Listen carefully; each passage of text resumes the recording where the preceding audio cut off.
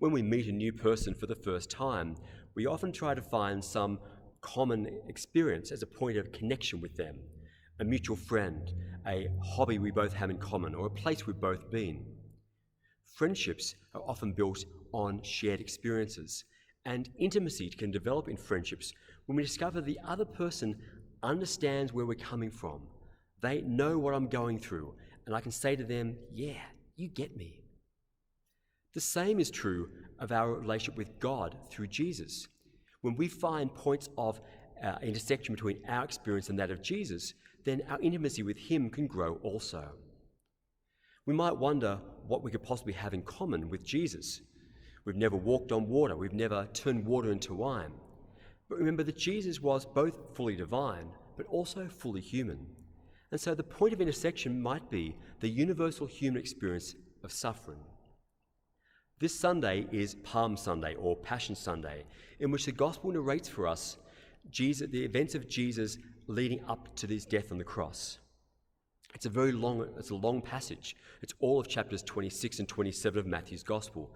But I invite you to read it slowly, and immerse yourself in the events of Jesus' last 24 hours on earth.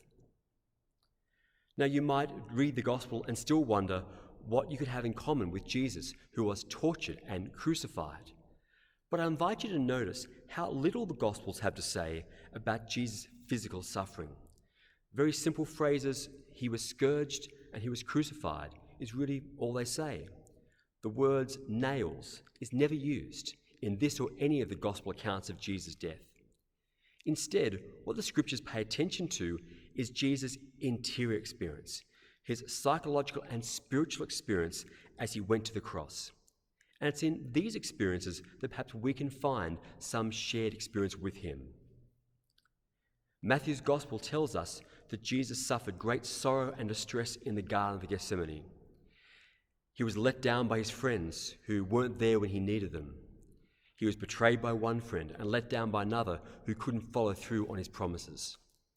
Jesus wrestled with his own impending death and struggled with making the right choice. He was judged unjustly. He was mocked by the chief priests, by the soldiers, and by passers-by. And though it might seem strange for us, at the very end, Jesus even felt abandoned by God. So perhaps you can relate to some of these very human experiences that Jesus has had. This time of coronavirus throws up its own experiences of suffering and challenge for us. There are experiences now of fear of death, of illness, of isolation and separation from people we love. There's losses of jobs and losses of income. There are people who can't visit their own parents in aged care. There are grandparents who can't see their grandchildren. There are people who can't go, who worry about their relatives overseas, and children who miss their school friends. There are people for whom the fragility of their marriage or their intimate relationships is going to be tested and exacerbated by spending more time together with less distractions, and people whose mental health, whose experience of anxiety and depression may well be deepened by this isolation at this time. To avoid or deny our experience of suffering is unhealthy. It's what makes us neurotic. Painful though it is, a healthy response is to accept our own emotional state, to name it for ourselves, and to be able to express it to at least one other. And Jesus is that one other person whom we can always go to with our pain and with our suffering, without any fear that we're going to burden him or worry him, without any fear of rejection. Jesus is the one person we can always come to in prayer. We can speak to him of how we're feeling, what's going on, what worries us. And we can say, Jesus, you know what this is like. Be with me, feel this with me, and heal me. In fact, our experience of suffering are the only authentic way in which we can come to know Jesus Christ and the power of his death and resurrection. If we don't know what it's like to suffer, then Jesus' death on the cross becomes just a historical fact from 2,000 years ago or a theological doctrine. But if we can come to Jesus' wounds through our own woundedness, then that intimacy can develop, that deep intimacy of shared experience, where it'll be Jesus who at the end says to us, "You know what this is like. You understand. You get me."